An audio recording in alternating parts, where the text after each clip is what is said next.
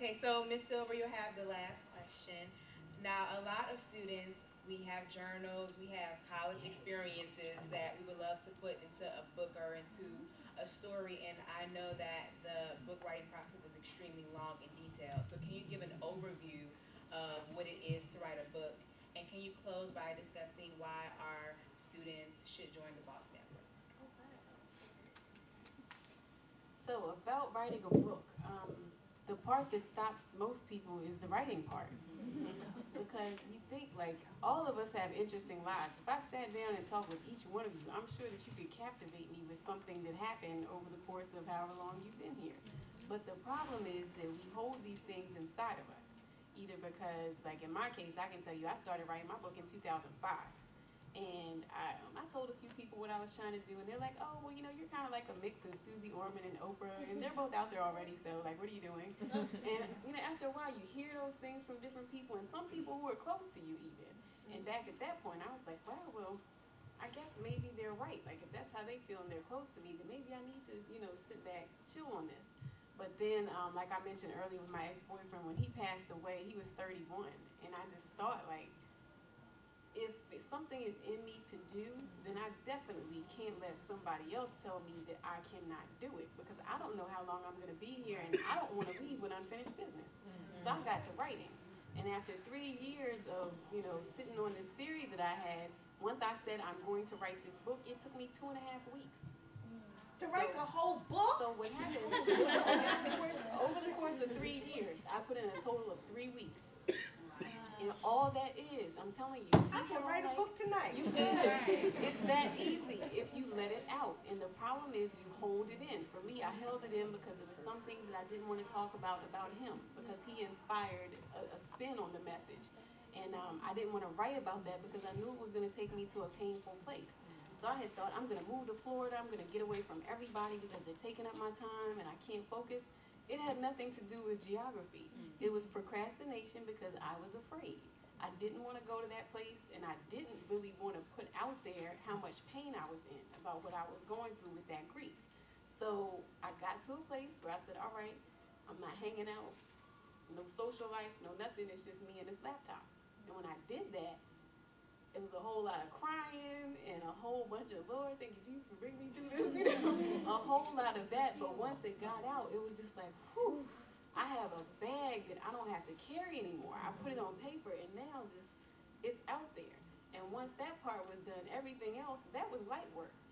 Most people don't get a book out because they don't write. That's what it comes down to. So if you have something in you, put it on paper, even if you don't want anybody else to see it yet. Put it on paper, because that way, as time goes by, you won't have to look back. Your memory's not going to be as good. You won't be able to capture the moments or the elements of the story that are critical. Write these things down as they happen, and don't censor yourself. I did a whole lot of writing and I said, ooh, I don't want anybody to know that. Ooh, I don't know how they're going to think about me after they read that. But guess what? I don't care. And it took me a few years to get to the point of not caring, but now that I'm there, I just don't care. If you like the book, that's great. If you don't, you can resell it on Amazon. To me, it's a win-win situation. But either way, I got out what I needed to get out, and I feel like it's something that could help people. So write, and write some more. Do not censor yourself. Do not let anybody else tell you what your story is or that it doesn't deserve to be heard. Now, what I will say is it is hard to get a traditional deal these days. Because if you're not Snooki or, you know, somebody else on a reality show, nobody's going to be throwing, you know, multi-million-dollar advances at you trying to get your story to be heard. Because a lot of things revolve around celebrity right now. But that doesn't mean that your story is not worth telling. I self-published my book. That means that I had to pay in order to publish a book. But after paying to publish that book and talking to anybody who was willing to listen, I mean, from churches to jails and everywhere in between, the book sold enough copies to make some noise. So now it's going to come out again on new imprint. But that's because I started with the first step, which was to write. Because a story is no good if no one can read it. So write some more. As far as the Boss Network is concerned, it's been strange for me because, like I said before, I was anti-social networking because a lot of people can put things out there, and then when you meet them in person, they're totally different from what they have on the internet. You have people that send out positive tweets all day long, you know, the sun is shining, and be my friend. And then when you meet them, they just, Lord, Written on you. you know, Written on you. yeah, all that stuff, or just straight hate on you. And you're like, what is this? So, so it was hard to get used to that notion of developing a relationship with someone online. But the more and more time you invest in getting to know a person and you see that that's mutual, you're like, hey, there might be something to this. So after communicating with a lot of ladies online for several months, the Boss Network actually went out on a tour called Inspired by Influencers, and their first stop was Washington, D.C. So after months of communicating with the founder, we didn't meet until September. And so we met, and it was just like, hey, like we've known each other for years, which in internet time is like 6 months. So we got to be friends, we're really cool. And like I said, tonight Stephanie's here, she's a part of the Boss Network, and like we really developed the relationships online for some people at the events, but it continues. So if I have something going on, I'll send out a tweet, next thing you know, all these boss ladies are retweeting it. They send it to their network, their people retweet it, and you have something that started out as a tweet, 10 seconds to type, that now I've got people over in China know what I'm doing. I'm at Howard University tonight. All because somebody else said, you know what, I know her, she's a part of my network, and I want to support what she's trying to do.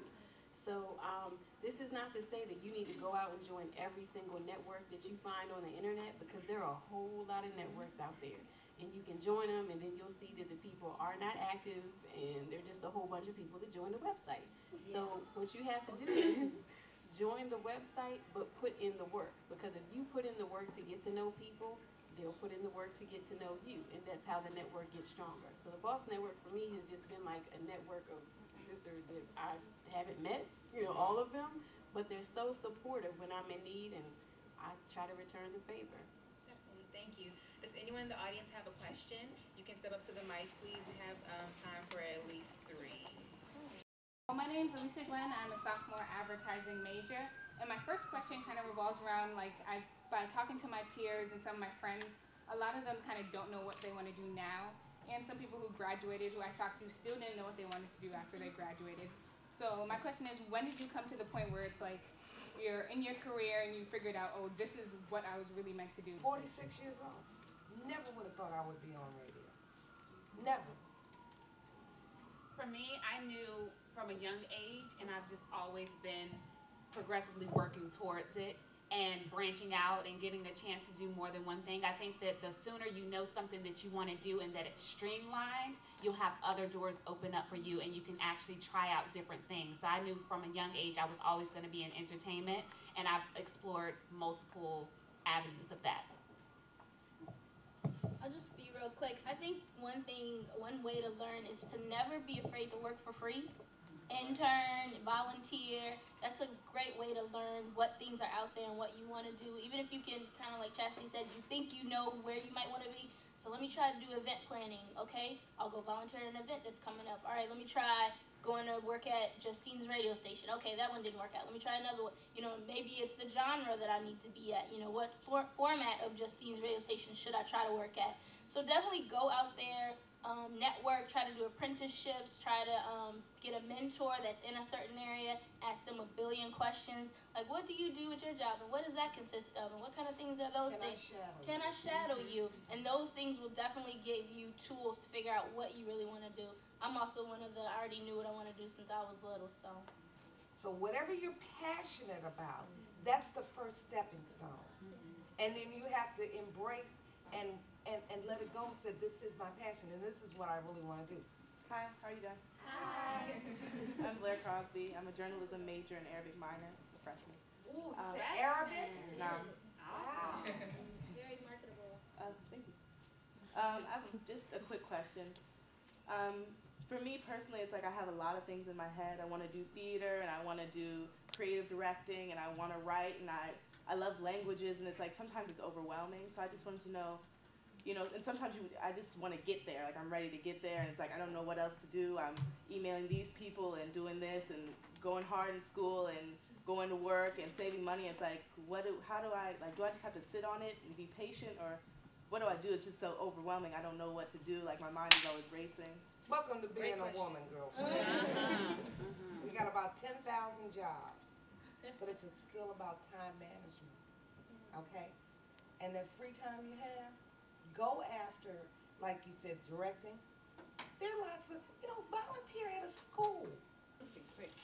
I know we all liked when you said Arabic. The reason why we liked it was because it's different. Yeah. And there are a lot of people who are, business majors, and nothing wrong with business, and business is great. I think everybody needs to know about business regardless of what career path you choose. But when you said Arabic, that was something that made me say, Yeah.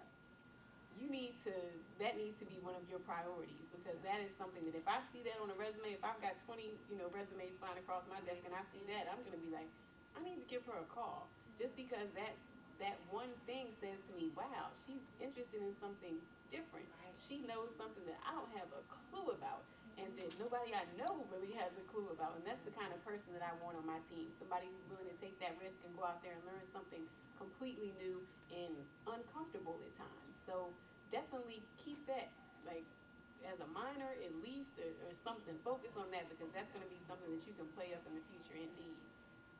Add value to whatever company you're going to, whatever you're doing in life. When you have something that is scarce, you're going to add value, and that's a big thing. So you already have a leg up. Thank you. Thank you. Bill, I am a senior marketing major from New York. Yes. My question just is playing off of, Ms. Sanders, what you were talking a little bit about when the first question, just about changes and the amount of people that are there with you in the beginning, but as you progress, they aren't there anymore. And just the importance of having like a good foundation with friends. And just if you all can just elaborate a little bit about that, your solid foundation of female friends that you have that stuck with you from the beginning to where you are now. I have 4 friends I've been friends with since the kindergarten. We've gone through all life's journeys together. Kindergarten. Do you understand that? Yeah. We were 5 years old. And those are my girls. And whatever comes into our lives, we'll look, and if you got like this table, we're sitting there like, well, who are you? And that's what real friends walk in when the rest of the world walks out. The whole dialogue about black women having issues with each other and not being able to be friends, which you hear about all the time, everywhere, anytime, every place. One thing is, like, I'm so glad Chassie mentioned me and her and our connection. And this has been a recent, development where we're like, okay, I can count on you, it's somebody I can believe in. You're going to be there, I can tell you stuff that maybe I shouldn't be telling Twitter or anybody else. But one thing that we have to do as women, as people, is get out of our own way. A lot of times we are like, oh, I'm Chastity Saunders. What? I can't be friends with anybody. You know what I mean? I can't be friends with Justine after meeting her on the panel. I don't know her. And you get our attitude, we get focused, and we're thinking about this end goal, because we're all talking tonight about our entrepreneurship and this next thing we're gonna do. But we forget about our personal lives and the fulfillment we need when we don't want to go to work, when we just need to talk to somebody, when we want to leave a job like I did, and everybody's like, what, you leaving us a recession? You got a 401k, what are you doing? No, this is not what I want to do. This is not my dream. And if I can't talk to, a friend about that, then who are you to me? Like, what are you giving me? What can I get from you? I know everybody's heard the whole quote about some people come in your life for a season and some people come in for a lifetime. It's so true. A lot of times we get hung up on this one relationship. Like, why isn't this working out? Why can't I go to her about this? And what can I do to make this relationship better? Maybe it's not supposed to be better. Maybe you're supposed to get what you got from that person at that time and move on. And we have to get out of our own way and wake up to see that a lot of times. I got some buddies in here tonight who I love.